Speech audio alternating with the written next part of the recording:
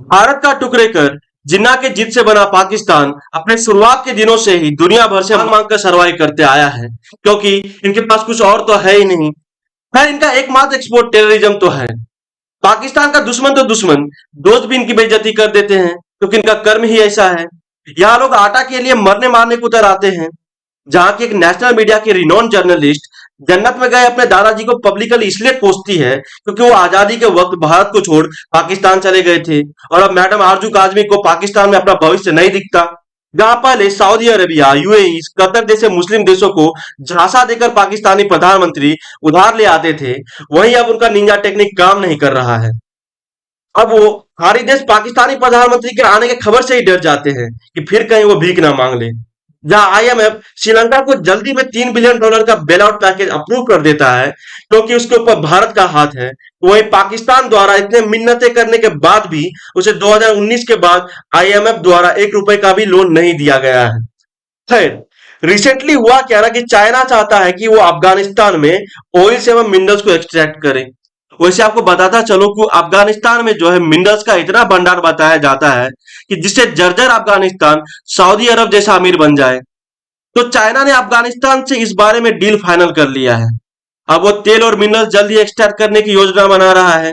लेकिन समस्या यह है कि अफगानिस्तान एक लैंडलॉक्ड कंट्री है, यानी कि इसकी सीमा समुद्र तट से नहीं मिलती। तो इसलिए चालाक चाइना ने चुना अफगानिस्तान के दो पड़ोसी देश पाकिस्तान और ईरान को, क्योंकि रोड मार्ग द्वारा निकाले गए मिनरल्स को इन्हीं देशों द्वारा लाया जा सकता है।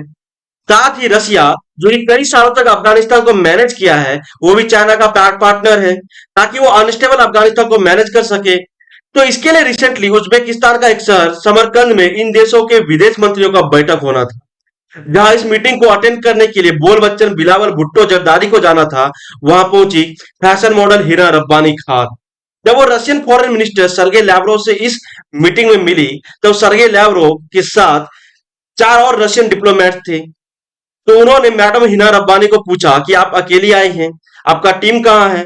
अब शर्मिंदगी से भरी हिना रब्बानी, जो कि महज एक डिप्लोमेट के साथ जो है इस मीटिंग में पहुंची थी, तो मैडम कहती है अभी मैं अकेली आई हूँ, बाकी के लोग बाद में आएंगे। वैसे हम लोग रशिया जैसा बड़ी पावर नहीं है। लेकिन सर्गे लैवरोव बात को समझ गए, इसलिए उन्होंने मान रखने के लिए कहा वैसे छोटा सुंदर होता है, और दोस्ती में बड़ा पावर छोटा पावर नहीं होता।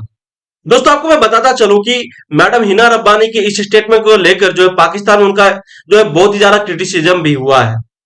खैर दोस्तों, इसी से पता लगता है कि पाकिस्तान में ना सिर्फ गरीबी है बल्कि भुखमरी भी है। सिर्फ पाकिस्तानी पब्लिक आर्थिक रूप से जो है जूझ रहे हैं, बल्कि सरकार की भी हालत पतली है।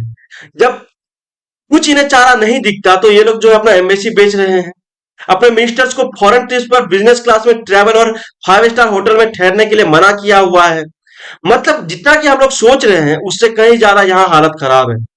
जो पाकिस्तान कुछ समय पहले तक भारत को टुकड़े टुकड़े करने पर लगा हुआ था, अब उसकी हालत ऐसी है कि वो खुद कई टुकड़ों में बंटने जा रहा है।